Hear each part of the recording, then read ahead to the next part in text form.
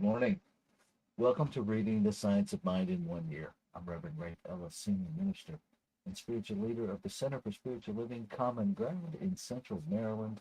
Today is August 5th.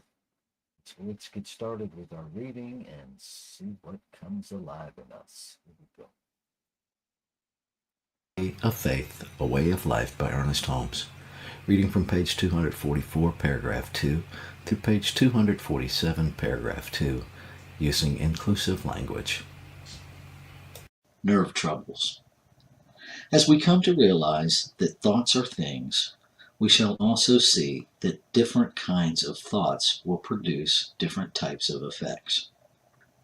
There is but one final truth or reality, but it is always presenting us with varying forms of itself. These forms are temporarily misshapen by the creative power of our own thought. For we must not forget that what we call our thought is really a place where we are using creative mind itself. Our thought is creative, not because we will it so, but because it already is so. We cannot change this nor escape from its effects in our lives. Consequently, we see that certain thoughts would depress while others would exalt, and all according to the one law governing our lives. With this in mind, then, we understand that what is meant by saying that certain thoughts should be used in treating certain cases. Let us consider what kind of thought to use in treating nerve troubles. We do not deny that people suffer from this or any other cause. We do, however, affirm that thought may help and has the possibility of completely healing them from the trouble. The nerves certainly present the highest form of intelligence running through the flesh. They really represent mind in the highest form it takes as it controls the human body. The general treatment for nerve disorders should incorporate thoughts of peace, poise, and power. There is no strain or struggle in the universe. All the actions of life are harmonious, steady, sure, and quiet. Because the nerves are so responsive to thought, they react immediately to a statement of disharmony. An understanding of the truth that good alone is real and true gives us the faith essential to an establishment of a firm, unwavering mind, which is necessary if one is to have firm, steady, sensitive, quickly responding nerves. Our thought must never waver from the premise of one power, which is an impersonal, infinite power for good. We train our mind to contemplate the good, the enduring, the true. That which has caused depression, discouragement, or indecision must be neutralized by our refusal to allow it to register. Realize that the spirit within you manifests as perfect harmony, and that every cell, atom, and organ of your body is functioning according to the divine law. Say, I am filled with the peace, strength, power, and decision of spirit. The life forces flow freely, peacefully, and harmoniously through every atom of my body. I am complete and perfect now. The all-powerful mind of the indwelling Christ in me dissolves and dissipates from my mind all belief in indecision, anxiety, depression, and discouragement, for I dwell in the realm of peace. We must heal ourselves from worry. This tension is relaxed as we gain confidence in good, in truth, and in beauty. Faith must overcome fear, and strong statements of faith should be used to erase the thoughts of doubt and worry that have assailed us. I have faith. I am faith. I abide in faith. All doubt and fear have left me. I understand why it is that I can remain in faith. I have complete confidence. I do not waver nor falter in my faith, for I know that God, The living spirit is the only presence there is or ever can be. We should also erase the thoughts of yesterday that would rob us of today's happiness. There is nothing arising out of the past that can disturb me. The past, the present, and the future are one unbroken stream of good. I loose all thoughts that in the past have caused anxiety. The spirit knows no past and is not affected by the belief in any. The past is swallowed up in the victory of a perfect present, which is filled with love and protection. Equally, we must not have fear for the future. I see that the future is bright with promise. It beckons me forward into a more complete realization of my own worth and my rightful place in the universe. All my tomorrows will be happy and filled with harmonious occupations. I look to the future with great and pleasurable anticipation, knowing it will expand my opportunity for radiant self-expression. I love my past and my future and understand that they are but continuations of the one unbroken chain of life. There is no future to be afraid of and no past to bring discord into the present. Such statements will tend to erase any negative stream of causation that may have been set in motion in the past. Waste no time arguing with anyone over these truths. This is true, and it really works. We would better spend our time using the law than arguing over it. Our position is to be proven by demonstration alone. This is the final test of all theories.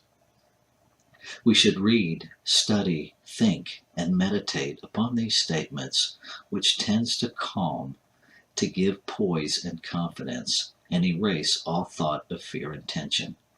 The subjective law can only operate upon that which is given it, so we must be very careful of our patterns of thought. We live in a sea of perfect life, and we should take time to understand and sense this in our imagination.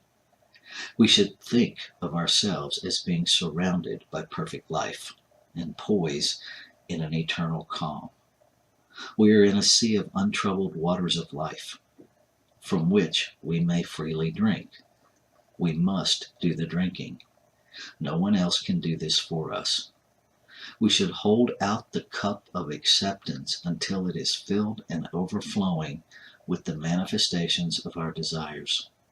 This chalice of the heart is held up that the heavenly flow may fill it with God's abundant life. The words of peace spoken to the nervous system will remove the tension which produces pain and inflammation of the nerves. There is neither irritation, agitation, nor inflammation in God, in spirit, in truth, and humans is the truth. Peace I leave with you, my peace I give unto you. Let not your heart be troubled, neither let it be afraid. I am pure spirit. My entire nervous system is pure spirit. I am poised in harmony, in truth, and in complete calm. My nervous system is in the spirit within me, governing my physical body with harmony. There is no need for pain. My body is pure spiritual substance, and as such, it is perfect and harmonious. We are poised in a sense of peace, which comes from our complete faith in God as the light, power, and inspiration of our life. There will be no twitching of muscles, no uneasiness or anxiety about any outcome if we know, whether waking or sleeping, that every step of the way God goes with us.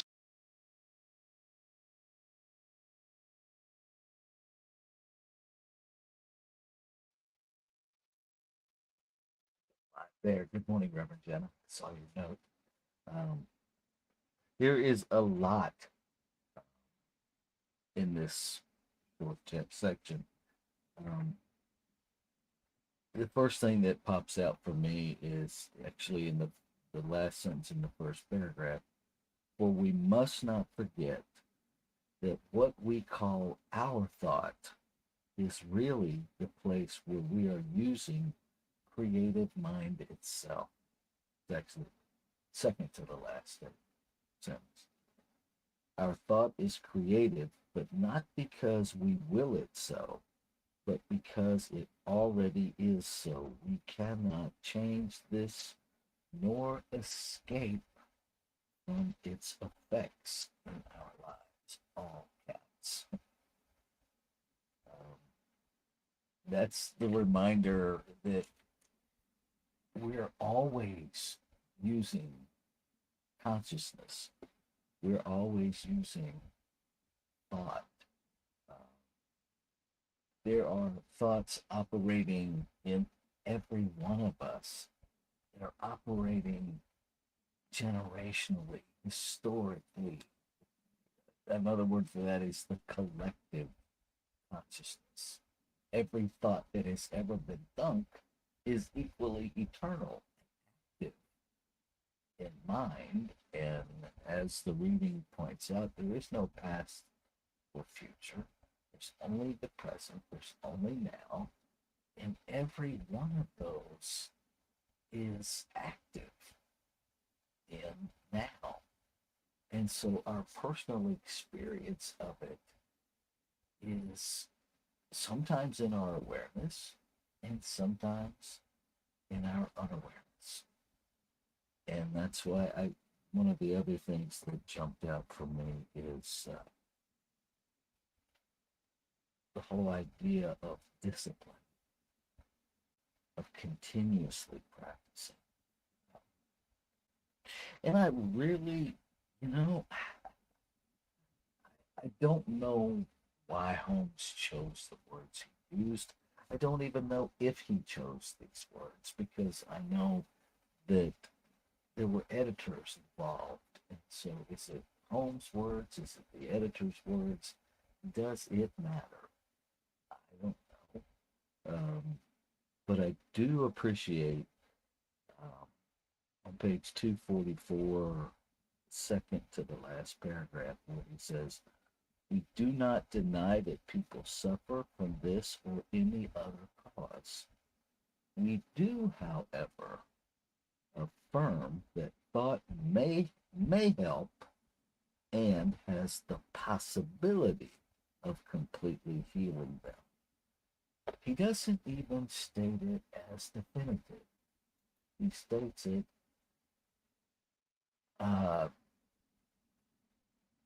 okay, sorry that the audio is mushy. Um, I'm not sure what's happening there because the microphone is right here beside my face. I do know there's a fan in the background that I cannot turn off because the off switch is broken. Um, and, what I was saying is that, it may help, has the possibility to completely healing them. He doesn't state it as a definitive. And I think that's because it really depends on our individualized belief in things.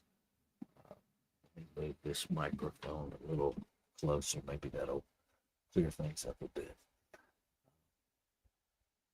Our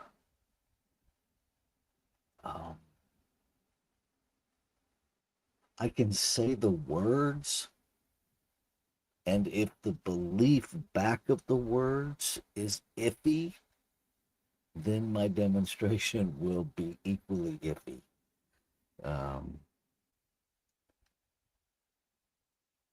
And the other part of it that I am not too proud to admit I struggle with is how science fits into all of this.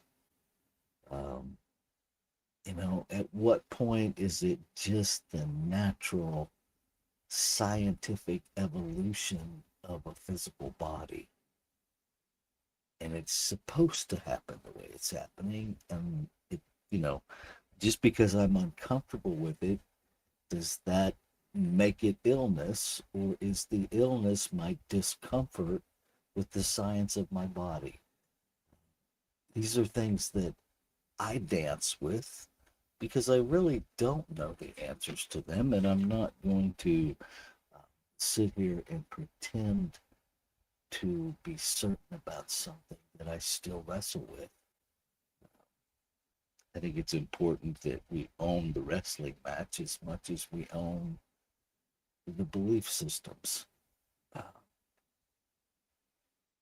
what I do know is that, I am filled with peace, strength, power, the decision of spirit.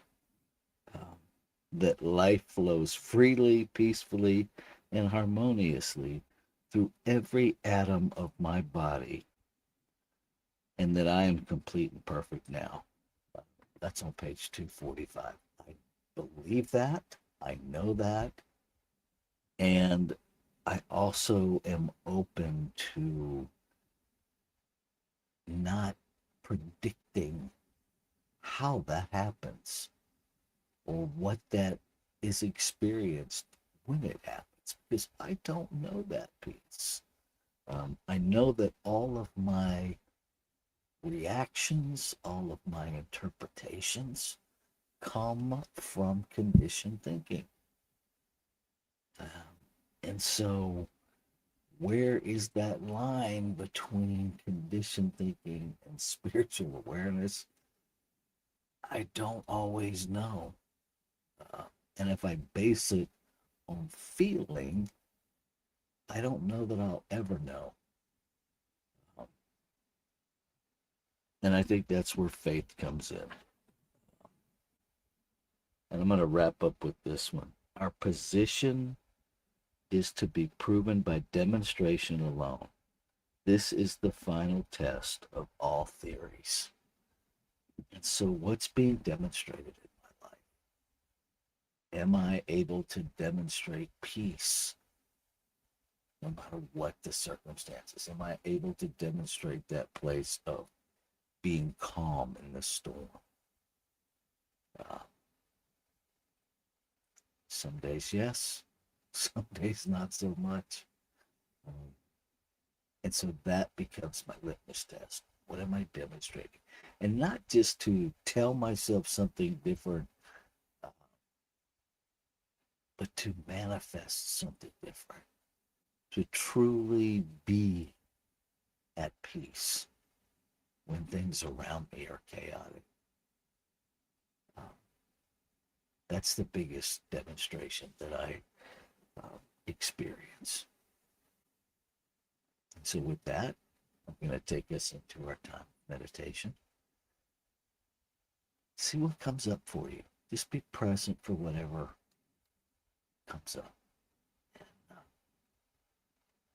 yeah, just embrace.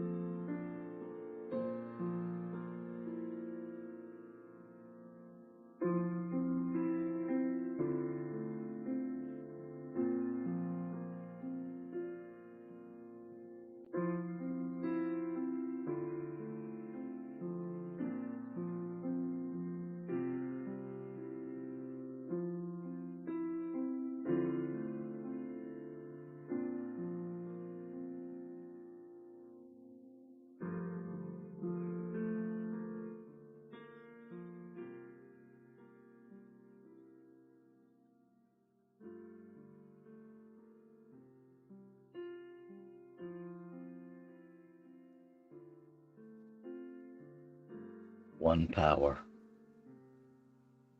everywhere present, one energy, one consciousness,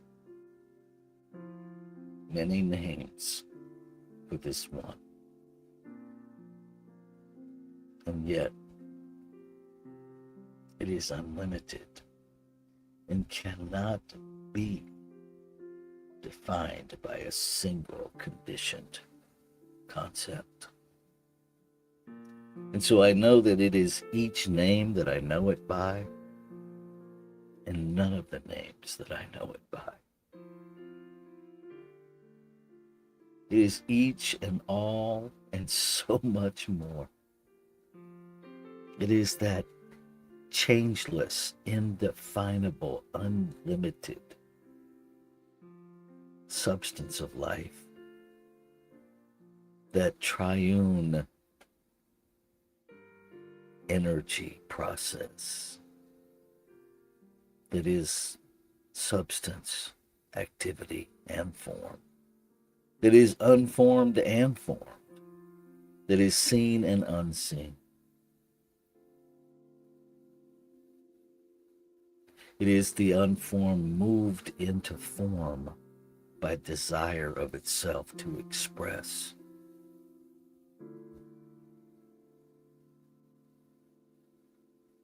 Life, love, peace, harmony, balance, expressing infinite possibility. It is diversity. Being everywhere present, it is omnipresence.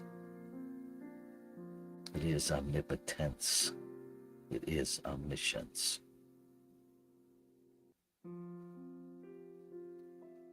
And it is expressing its life, individualized as me. And so the substance and the activity, the demonstration of it is fully present in, through, and as me. And so the desire to create within me is simply a portal of its expression. Still the desire of the infinite moving itself into manifestation, into demonstration. And what is true of me is true of all creation. One harmonious operation, one expressing in multiplicity, one whole, perfect, and complete isness. And so I claim and affirm clarity in my thought, discipline in my use of substance,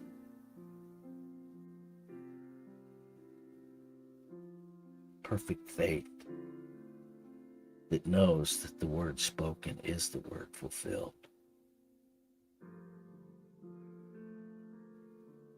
Perfect release that doesn't have to control a thing. Perfect understanding that in this human body, there are things I will not understand.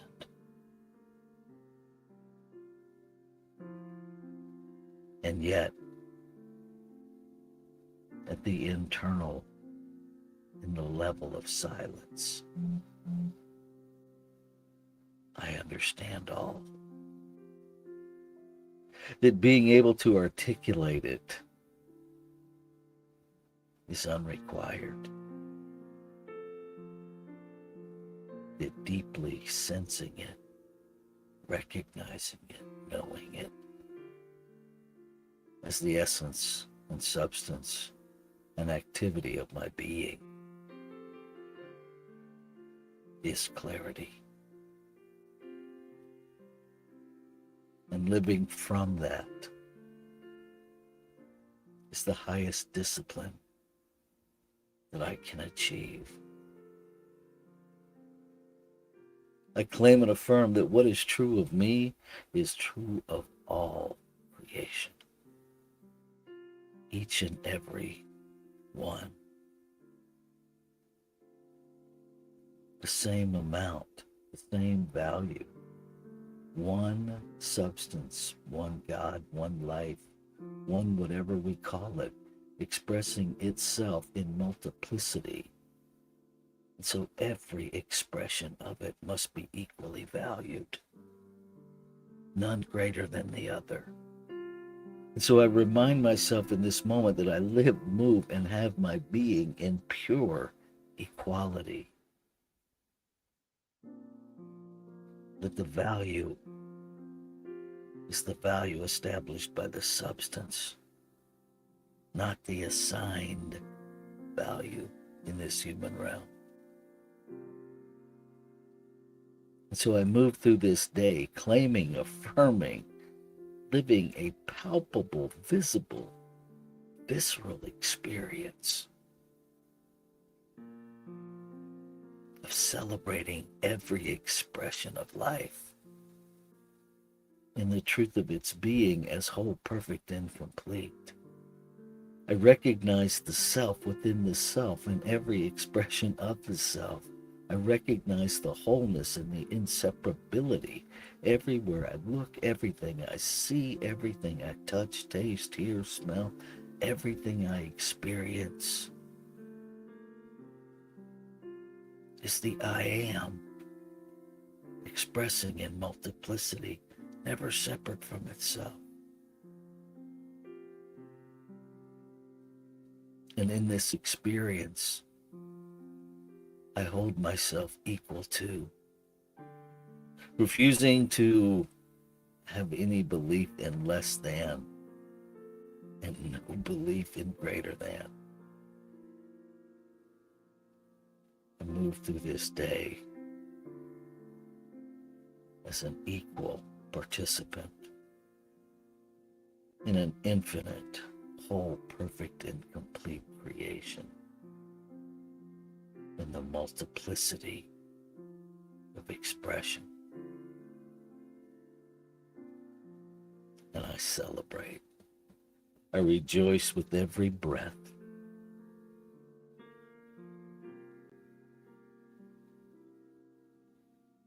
I rejoice and celebrate the activity within this creative process, that doer, that doing, that is so laser perfect. It simply does what is believed and makes it so. Reflecting back to each and every expression of life, what is being believed and thought into it.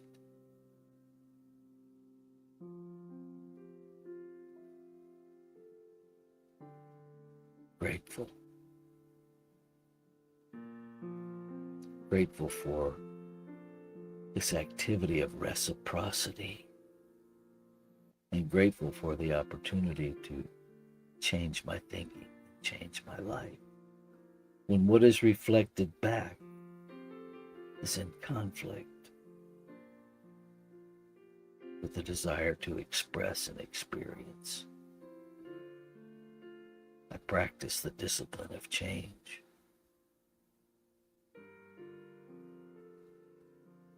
I release over and over again every limiting thought, every doubt, every fear, every hesitation, every judgment.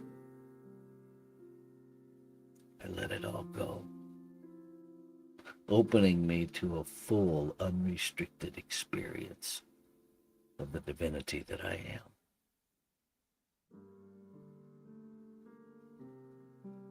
That all life is. Opening myself to an unrestricted, unimpeded experience of the wholeness, the completeness, and the perfection of one whole is. I let it all go. Ashe. Shalom. Aho. Amen. Amen. And so it is. Namaste.